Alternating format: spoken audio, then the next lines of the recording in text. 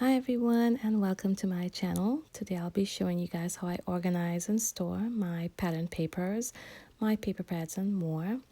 But you're in for a treat because this video is part of a YouTube video hub. So after watching my video, go ahead and click on the links in the description box below and check out the other wonderful ladies who will be sharing ideas on how to organize some of your other scrapbook and paper crafting supplies. So I hope these videos will be helpful, and let's go ahead and get started. So we'll begin by looking at my mini paper pads, and I don't have a lot as you can see, but they all fit nicely in this fridge and freezer bin. And this bin is approximately 12 by 8 by 3. And the other mini pads that I have that belong with a collection or a kit, I have them stored elsewhere. So I'll go ahead and add the link to my organizational playlist below so you can take a look at that video. So now we'll take a look at how I store and organize my 12 by 12 pads and my pattern papers. So I keep them all in cropper hoppers that I purchased many years ago, but I'll try to find it online and post a link below or something similar. So I don't organize my paper pads any specific way. I just put them randomly into the cropper hopper, and I do try to keep my system simple, so that way I will stick to organizing and keeping everything in order. So if a paper pad had scraps like you just saw, I keep it all together and I put it into the organizer upside down. And so far I've never had a problem losing any of my scraps. And since this cropper hopper isn't very full, I also store some pattern paper in here as well. So there you can see me just using the divider, and I organize my paper by manufacturer or designer and then by the collection. Now having them organized this way, it helps me a lot so I don't purchase, the ones I already have. And I do put them in upside down, so when I flip through I can see the strip with all the information on there and I don't have to remove it. And I also store my sticker sheets using the same method.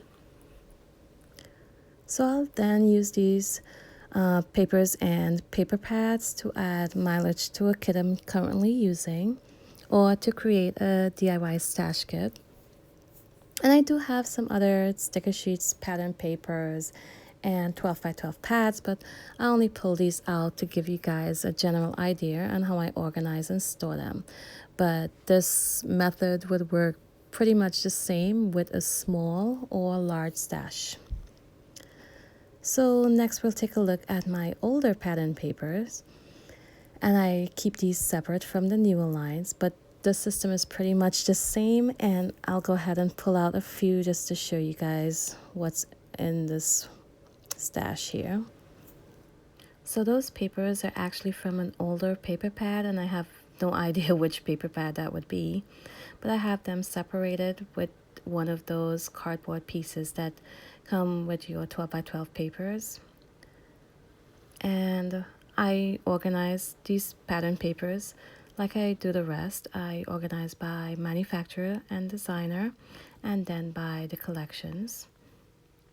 And here you'll take a look at some of the collections I have by Fancy Pants. I have some by Basic Gray, and some of the older crate paper collections as well. So I scrapbook by coordinating items. So when I store the supplies this way, some of the work is already done for me. I can just grab up a collection and all the papers coordinate with each other. So it makes it a lot faster once it's time, to scrapbook. And I store my other supplies just the same way. And my kits and my collections, I do not split them up into embellishments only or paper only. I keep them all together because the work is already done. They all coordinate with each other already. So next we'll take a look at what I consider specialty paper. And once again, you'll see me using a cropper hopper. And these all sit next to each other on my bookshelf.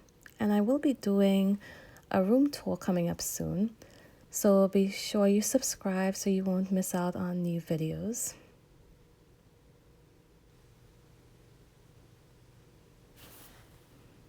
So this would be all the glitter paper I have at the moment. And here you can see my collection of vellum. I have them sorted by color and I keep them all together. So if I need a piece of vellum, I don't have to look anywhere else but this one cropper hopper. It's all collected in the same place. And when I organize this way, it saves me a lot of time once I start scrapbooking and I need a particular supply. I know exactly where to look for it.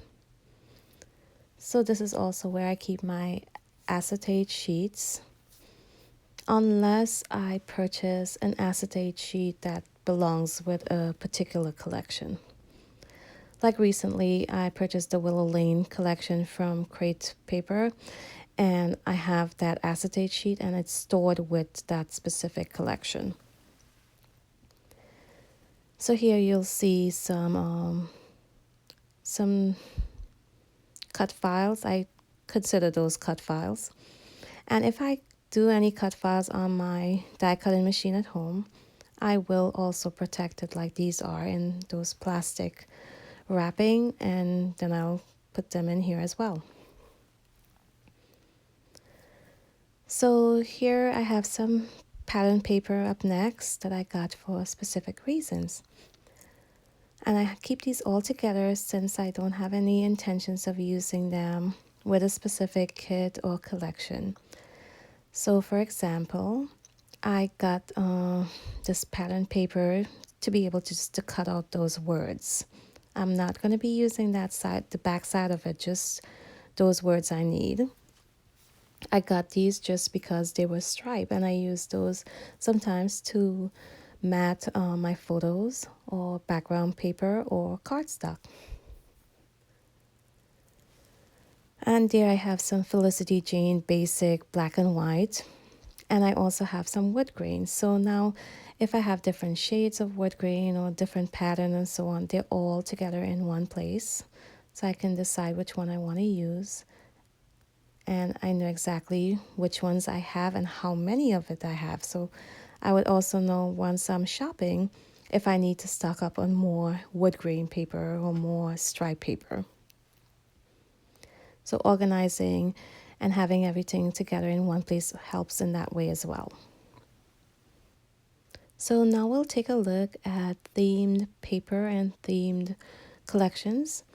So when I do a themed layout, I want to be able to have all of those items in one place. I don't want to think about how many Halloween embellishments I have or pattern paper I have.